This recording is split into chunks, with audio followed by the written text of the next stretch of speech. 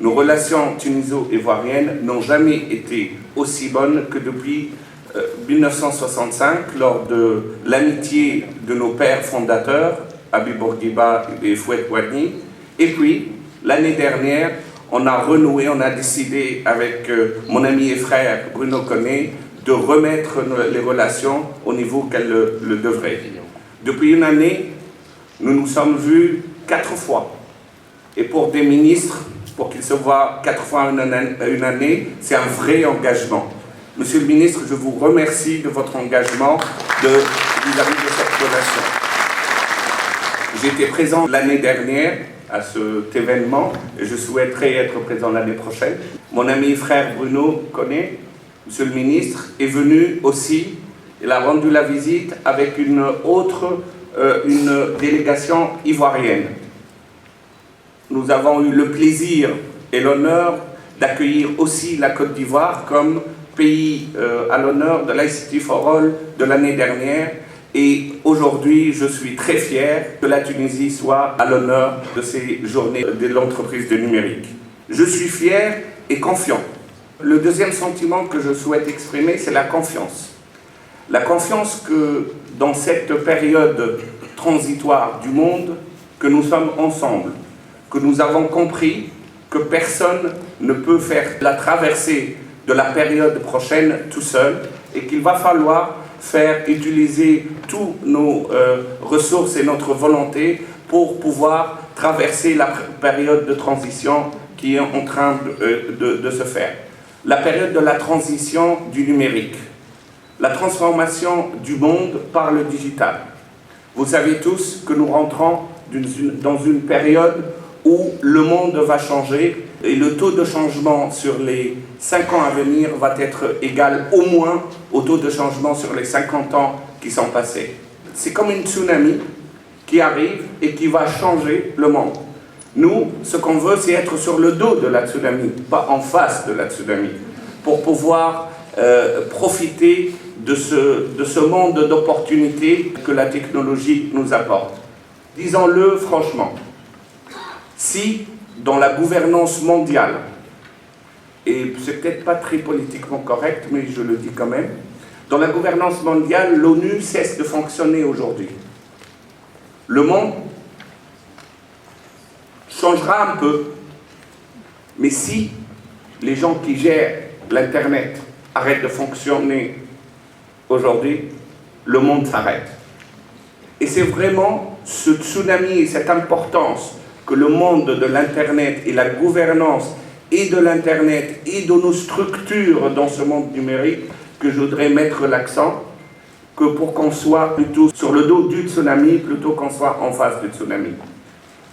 Nos industries vont changer.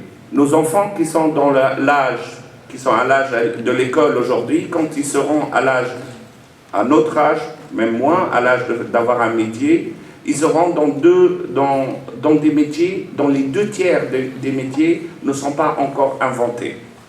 Quel monde de bonheur, quel monde d'opportunités. Il faut vraiment saisir cette opportunité. Et cette opportunité mettra l'Afrique, nos pays et l'Afrique, sur une position d'égal à égal avec les pays développés. Pour ceci, il faut construire la nouvelle Afrique, le nouveau Côte d'Ivoire, la nouvelle Tunisie, appelons-le le Côte d'Ivoire 2.0, Tunisie 2.0, il faut les mettre sur des piliers solides. Le premier pilier, il faut absolument qu'on donne la connectivité à chaque famille ivoirienne, tunisienne et africaine. Parce que franchement, dans 5 à 10 ans, ceux qui ne sont pas connectés n'existeront plus. Et c'est pour ça que je salue l'effort de mon ami Bruno Koné, bien sûr sous la direction, l'orientation de Monsieur le Président de la République, de l'effort des programmes pour connecter les familles ivoiriennes. C'est une chose que nous devons faire pour nos pays, parce que ça va nous permettre de combattre l'isolement. Le deuxième pilier qu'on devrait faire, qu'on est en train de faire, c'est l'éducation. L'éducation en utilisant le digital, l'éducation digitale, parce que ça nous permettra d'avoir l'égalité des chances entre nos enfants africains et les enfants des pays développés, qu'ils soient sud-coréens ou des pays de l'Amérique du Nord ou l'Europe du Nord. L'éducation digitale avec ses différentes composantes, la connectivité des écoles, l'accès, les tablettes, le contenu local et le contenu international, la formation des instituteurs et la bonne gouvernance de ce programme. Le troisième pilier, et Dieu sait que c'est très difficile de faire, et mon ami et frère Bruno Koné et moi, on est en train de pousser au maximum, mais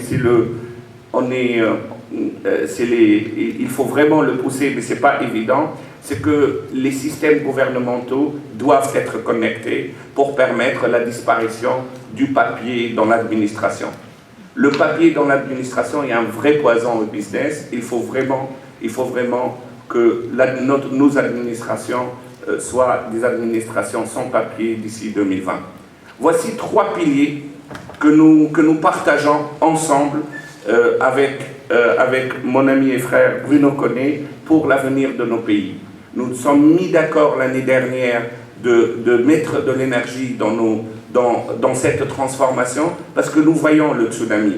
Et je pense que beaucoup d'entre nous commencent à voir, soyons sur le dos du tsunami qui va nous apporter plein de bonheur et plein de nouvelles opportunités, plutôt le tsunami qui va détruire certaines industries. Je suis confiant qu'en changeant la gouvernance du monde du numérique et qu'on devienne un peu plus à l'écoute du secteur privé, chose qu'on a fait tous les deux. Depuis plus d'une année, on est à l'écoute du secteur privé, à l'écoute de la société civile dans la transformation de nos pays, que nous réussirons nos transformations digitales. La transformation digitale de nos pays est le prérequis pour que nos pays deviennent des leaders du 21e siècle, et je suis confiant qu'on le sera, et l'on sera parce qu'on est ensemble. Ensemble, non seulement ensemble africo-africain, mais européano-africain, et utiliser tous les moyens de la triangulation et du bilatéral pour que nous avançons. Je suis confiant pour l'avenir de nos enfants. Grâce à votre travail, je vous en remercie.